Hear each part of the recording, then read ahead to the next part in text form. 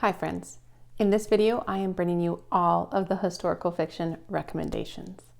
So hi, my name is Angie, welcome to my channel or welcome back to my channel.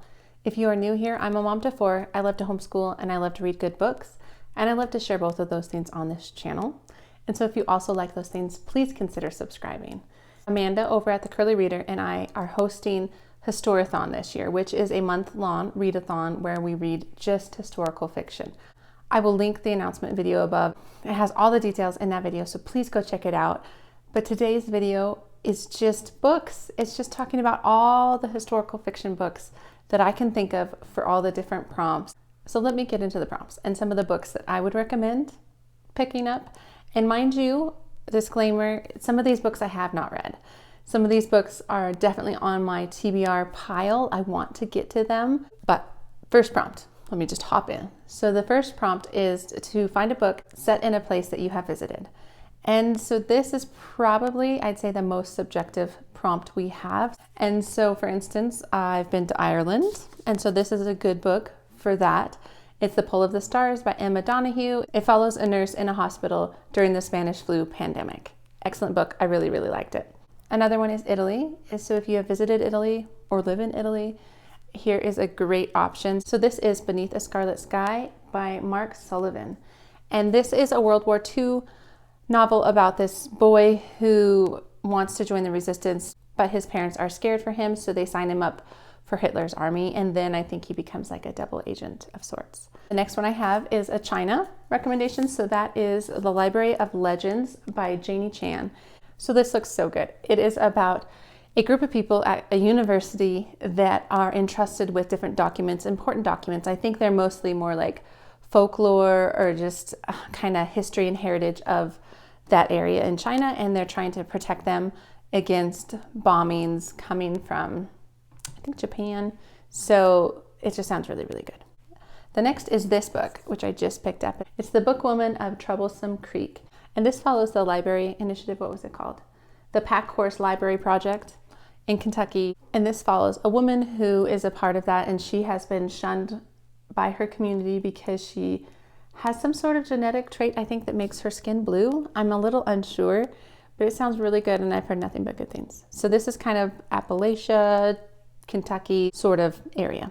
So that's kind of some ideas for the first prompt. Next prompt is a multi-generational book. This is a prompt that tends to have bigger books associated with it, but not always. And the first book I just recently picked up. It's Pachenko by Min Jin Lee, and I think this is the one I'm going to read. It just sounds fascinating. It's following a Korean family over multiple generations. It sounds like it started with a daughter who had an unplanned pregnancy, and she was betrayed by the man who got her pregnant.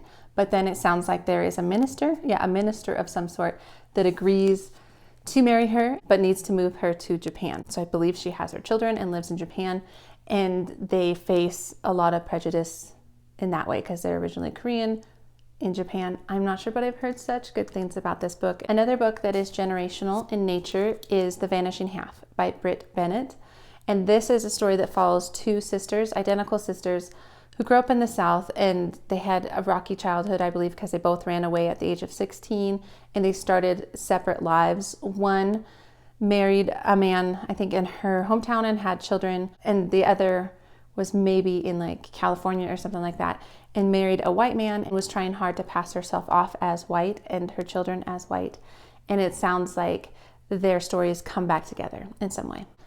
Another good multi-generational book is Magic Lessons by Alice Hoffman. I read this past fall. I loved it. It follows a family of witches, and this is the story that is kind of like in the 1600s, setting up the backstory of the initial woman, Maria. She curses the family and makes them kind of unlucky in love. And it begins with her as a child, growing up, learning the craft, and then having her own child and stuff like this. So it definitely is very generational. The whole series is even more so, but this is just the first one, which I would call a multi-generational book. So moving on to the third prompt, a book about a war that is not World War II. So if you love historical fiction, you will know that there are a lot of books written about World War II, but there are other wars. And actually it was kind of hard for me as I was looking for books to find historical fiction books that weren't necessarily tied into World War II in some way. but I was able to find some, so I'm going to share those with you. The first being The Fountains of Silence by readathon. And so if you participated in Historathon last year, you might have read this because this was a group read last year. But it is about the Spanish Civil War. It's about this young man from Texas that goes with his family to a hotel there and meets this woman who is a native, and her life has had repercussions due to the Spanish Civil War, and they're still very much living under the tyranny of their dictator, Franco. And so it's a very, very good book. I really enjoyed it last year. So I highly recommend The Fountains of Silence. And the next one I have is called A Bend in the Stars by Rachel Barnabum. This was on my radar because it has a little bit of science to it, but it is set around World War I in Russia. So it has to do with these two siblings, Jewish siblings in Russia. Their parents died early in their life and they've been raised by, I think it's called a babushka. One of them is a physicist and the other, I think, is a surgeon. And then World War I hits and the brother goes missing and the sister has to go to great lengths to find him. And it just sounds really, really good. And so that's A Bend in the Stars. And the next book I have is called The Diplomat's Wife by Pam Jenoff. This book starts out at the end of World War II. And this woman who survived the concentration camps, she fell in love with an American soldier during the war, was pregnant, and then I think he died. And she was able to marry this British diplomat.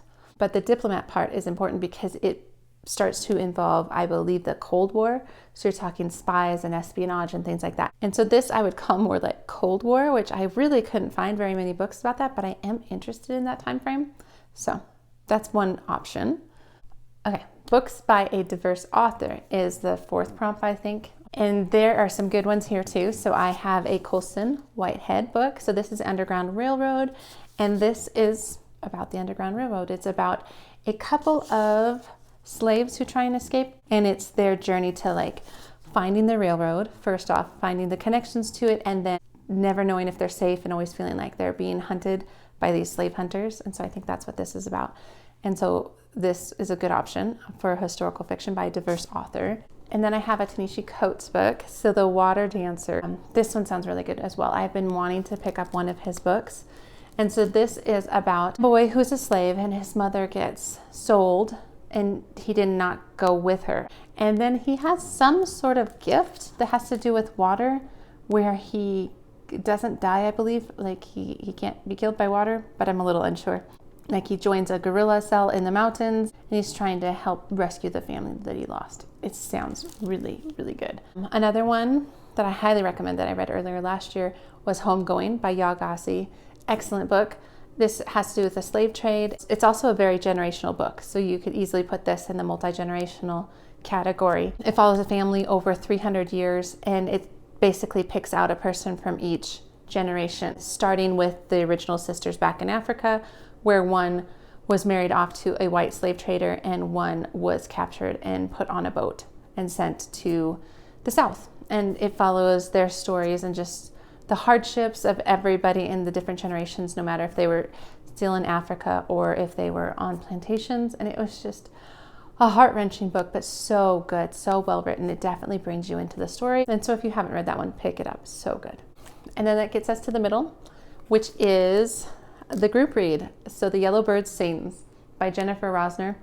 This is a World War II book about a girl and her mom. A girl, I can't remember how old she is. She's not very old, 5 years old, and she's a musical prodigy. She can sing beautifully, and it's just hard for her to stay quiet with all the music in her head sort of idea. But they're Jewish, and I think they're in Poland, and so the mom and the daughter flee when the Nazis start attacking. And they're trying to hide out, I believe, in things like barns of neighbors. It sounds like the mom knows that the girl has a tough time being quiet. And so she tells a story to this girl about this like enchanted garden where there's a girl who can't talk, but instead there's a bird that sings all the things that she makes up in her head. And then the mom has to kind of, I believe, make some tough choices as to like, is it better for them to stay together or separate? What's safer for her daughter?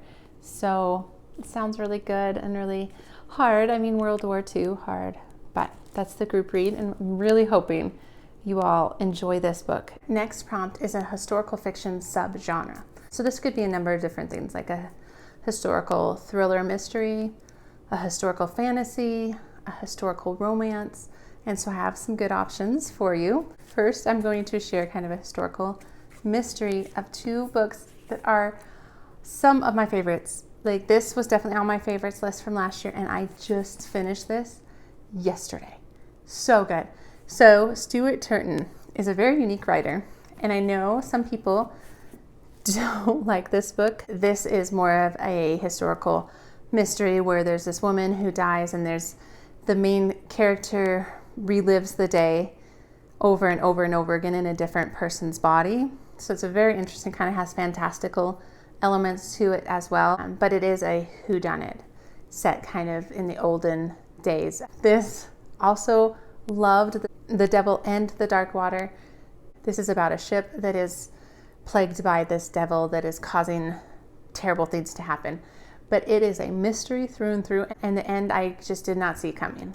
But it is very historical because it's about Indian spice shipping company in the 1600s and all that stuff. So it's very, very good. It's one of those that's even hard to explain, and you might hate it because I feel like people really either love or hate Stuart Turton's writing, but I'm a big fan.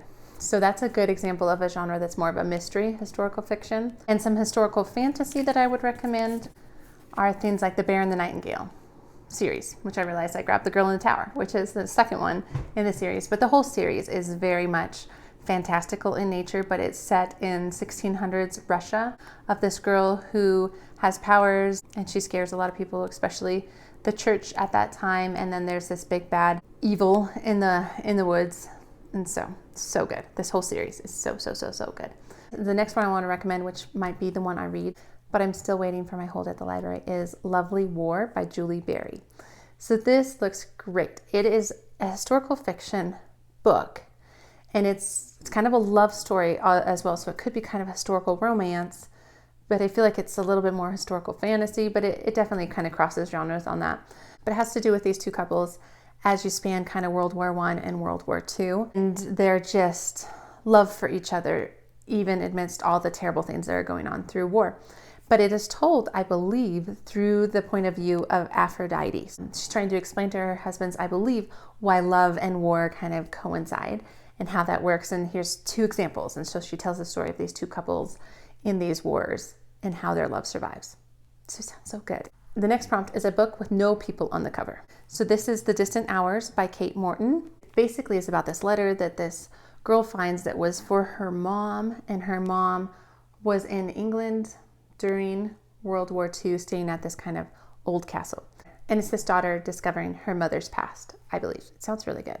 It's pretty big, but I want to get to it. Another book that doesn't have any people on the cover is These Shallow Graves by Jennifer Donnelly. This was a really entertaining book. This is another example of a historical fiction mystery. It's a YA mystery.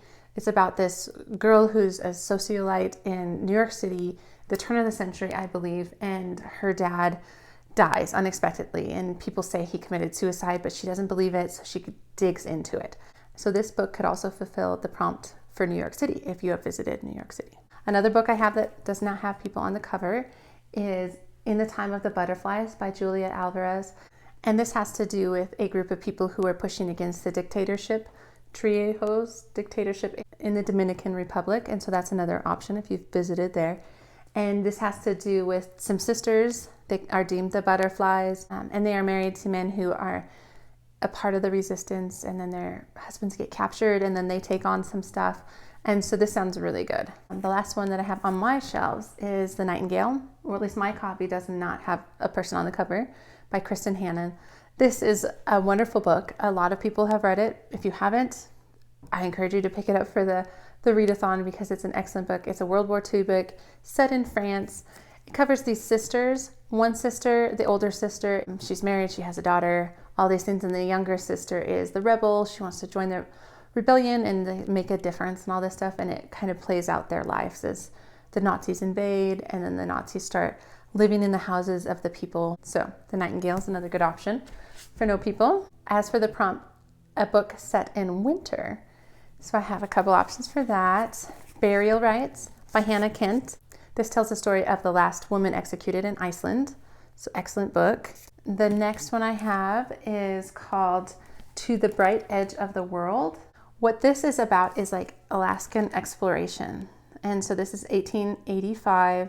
There's a colonel who goes out into Alaska on this expedition, and his wife is pregnant and left at home. And so it's kind of tells both of their stories, I believe. And that just sounds very interesting. Nobody's ever been this far in Alaska, and what are they finding? It sounds a little bit like it's scary and very remote and unknown. So that sounds really good. Then I have another Readathon, which I have not read this one, but it looks really good, is Between Shades of Grey. And this is a World War II book. A family where the dad gets sent to a Soviet prison camp, but then the mother and the two kids get sent to Siberia. I'm not sure if it's a work camp or what's going on, but the girl tries to kind of fight back, or tries to in some way contact her dad through her art or something like that. But it sounds really good, kind of very heartbreaking and very cold, which is why I thought of that book. The last prompt, a book with a person's name in the title. So the first book I have is The Seven Husbands of Evelyn Hugo, which I think I'm going to read this one because I've been wanting to for a while. I mean, you could also read the other Evelyn one, that Evelyn Hardcastle also fits in this one. But this is about a woman who's a movie star, and it tells her story as she gains fame and like what it takes for her to gain fame, and all the husbands along the way that she either loves or uses to get there. The next one in this category is The Other Einstein. So this is by Mary Benedict. She actually has a number of books, I believe, that have people in the title. But this one is about Einstein's wife and the fact that she was an amazing physicist as well. And there are arguments that she potentially was the one to develop the theory of relativity, or she played a significant hand in it. And so that's the story of her. The next one I have is I Was Anastasia, and this is by Ariel Lawhon, and I'm currently reading Codename Ellen, and it is so good. I'm like almost done with it. I'm really enjoying it, and you could read that one too because it has her name in it, the title. But this one has to do with Anastasia Romanov, right? So the royal family in Russia, and the person who appeared a number of years after they were all executed claiming to be the lost princess. And this is kind of that story. And so I realized that was a lot of books, but they all sound so good. And some of them I have just loved and I highly recommend to you. So please let me know down below if you're planning on participating. I would love to know that. And I would also love to know some of the books you're thinking of picking up for these prompts. Please share that, and that could give some people some other ideas. Thank you for sticking around to the end of this video if you stuck around to the end, and I look forward to participating in Historathon with you all. And please consider liking the video, subscribing to the channel, all that stuff. And my next video for this will probably be my TBR video once I kind of sort through all the books I just talked about and pick which ones I plan on reading. And so I'm very excited. So I hope you are too. And otherwise, I will see you in the next video. All right, take care.